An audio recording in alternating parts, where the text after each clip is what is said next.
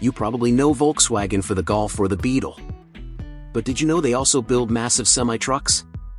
In Europe or the US, seeing a VW badge on an 18-wheeler looks like a mistake. But in South America, these trucks are the kings of the road. Today, we look at the rugged Volkswagen Constellation, the massive Meteor, and the strange reason why Brazilian drivers lift the back of their trucks to the sky. Buckle up, because we are heading to Brazil. Let's start with the most famous model, the Volkswagen Constellation. This truck has been rolling off the assembly line in Brazil since 2005. The name fits perfectly because there is a whole galaxy of configurations available. You can get them as small rigid trucks or massive prime movers, from 13 tons up to 57 tons.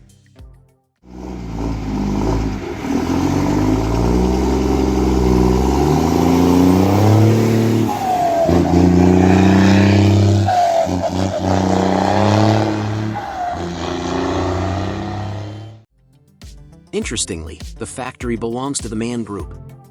But in Brazil, the Volkswagen brand is legendary for being tough and simple. So, they kept the VW logo, and it became a bestseller. They are exported all over Latin America, Africa, and the Middle East. Compared to a European truck, the Constellation is very simple. The windshield is narrow, and the cab is tight. This is intentional. Less glass means less heat from the tropical sun. Inside, it is Spartan. Many base models don't even have air conditioning. Instead, drivers often install an evaporative cooler on the roof called a climatizar. It sprays water mist to cool the air. The suspension is stiff to handle bad roads, and older models use simple drum brakes instead of ABS. It is built to be fixed with a hammer in the middle of nowhere. It also has unique security features. The doors are reinforced against bandits, and the computer locks them automatically once you start moving. Power comes from engines like the NGD 370. It's a 9.4-liter turbo diesel, producing 367 horsepower. It is designed for high torque at low speeds. It connects to a manual transmission, often with up to 16 gears.